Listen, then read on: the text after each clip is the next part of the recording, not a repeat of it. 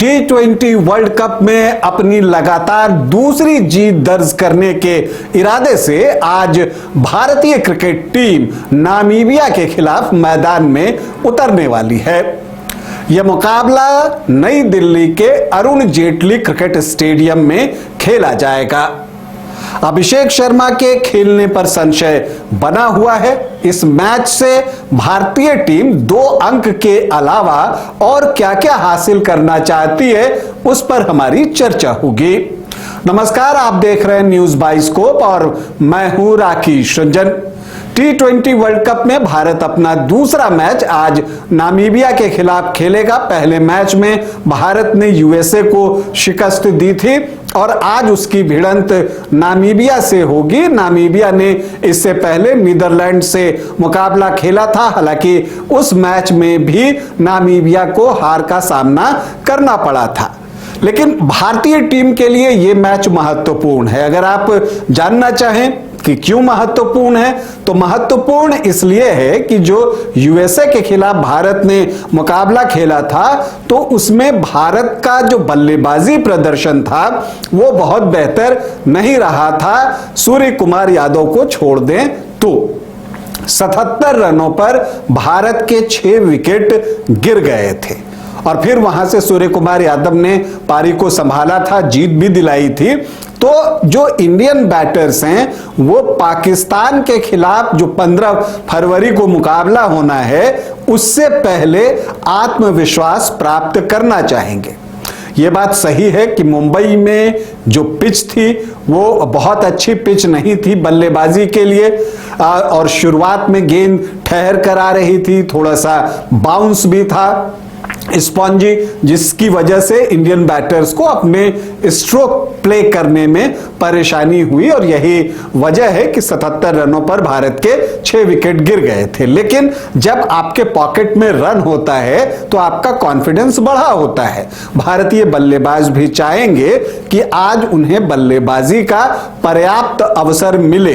हालांकि जिस मौसम में मुकाबले खेले जा रहे हैं, यहां टीमें चेज करना पसंद करेंगी, लेकिन मुझे लगता है कि जो कि अगला मुकाबला पाकिस्तान से होना है, तो उस लिहाज से भारतीय टीम पहले बल्लेबाजी करना चाहेगी ताकि उनके बल्लेबाजों को जो है पर्याप्त समय विकेट पर गुजारने का मिले और वो अपने स्ट्रोक खेलकर अपना कॉन्फिडेंस वापस पा सकें। और फिर जब वो बाद में गेंदबाजी करेंगे तो ड्यू में गेंदबाजी करने का एक एक्सपीरियंस भी इंडियन बॉलर्स को, एक प्रैक्टिस भी मिलेगा, क्योंकि कोलंबो में आप पहले बल्लेबाजी करेंगे पाकिस्तान के खिलाफ या बाद में, ये अभी तो तय नहीं है। तो तैयारी अपनी तरफ से पूरी होनी चाहिए। इसलिए मुझे लगता है कि नामीबिया के खिलाफ जो मुकाबला है वो एक वार्म अप गेम जैसा ही भारत के लिए है। हालांकि क्रिकेट जो है अनिश्चितताओं का महान खेल है। किसी का भी दिन खराब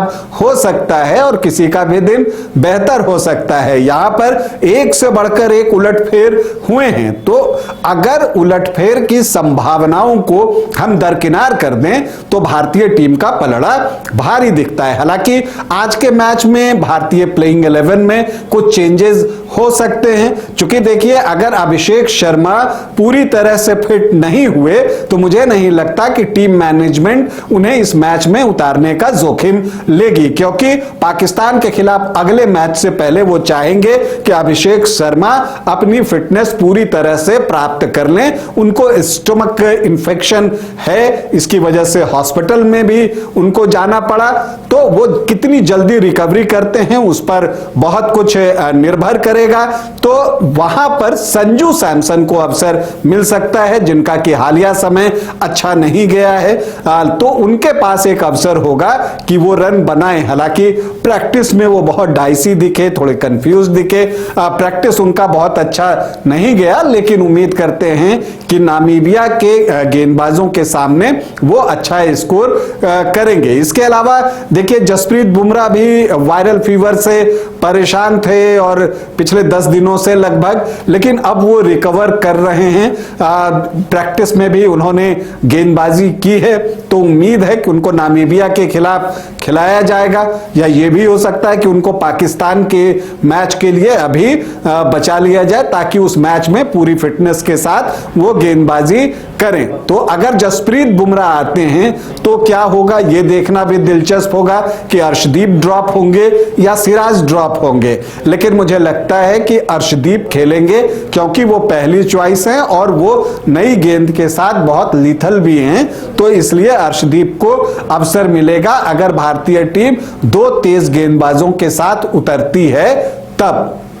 लेकिन चूंकि मुकाबला दिल्ली में है, यहां स्पिनर्स को मदद मिलती है, तो ऐसे में टीम मैनेजमेंट को एक टेम्पटेशन हो सकता है कि वो सिर्फ जसप्रीत बुमराह के साथ जाए और दूसरे तेज गेंदबाज की भूमिका में हार्दिक पांड्या और शिवम दुबे तीसरे तेज गेंदबाज के रूप में रहें। तब उनके पास अवसर होगा कि वो सिराज और अर्शदीप दोनों को छोड़ दें और कुलदीप यादव को लेकर टीम में आ जाएं, एक स्पिन जो है वो बढ़ा लें। और अगर आप देखें तो कुलदीप यादव और अक्षर पटेल का ये आईपीएल में होम ग्राउंड रहता है, तो उन दोनों को बहुत एक्सपीरियंस भी है यहां T20 इंटरनेशनल में गेंदबाजी करने का। तो ये भी एक पॉसिबल चेंज जो है दिखता है। बाकी टीम वैसी ही रहेगी, ये बात भी ऑलमोस्ट तय है। पाकिस्तान से मुकाबला है, कोलंबो में है, वहां स्पिनर्स को मदद मिल सकती है, तो ऐसी परिस्थिति में हो सकता है कि आज कुलदीप को अवसर दिया जाए। जहां तक नामीबिया की बात है तो उनके पास भी स्पिनर्स हैं, बर्नार्ड शॉल्ट्स हैं लेफ्ट आर्म ऑर्थोडॉक्स स्पिनर, इसके अलावा विलियम माइबर्ग हैं जो कि लेग स्पिनर हैं। उनके पास अगर आप तेज गेंदबाजों की बात करें तो जो लेफ्ट आर्म सीमर हैं वो उनके पास हैं, रूबेन ट्रम्पेलमन हैं, और इसके अलावा जे स्मिथ भी हैं जो कि ऑलराउंडर हैं, जबरदस्त ऑलराउंडर हैं। और टॉप 6 बैटर में अगर नामीबिया की तरफ से किसी का 140 प्लस का स्ट्राइक रेट है तो वो जे स्मिथ का ही है।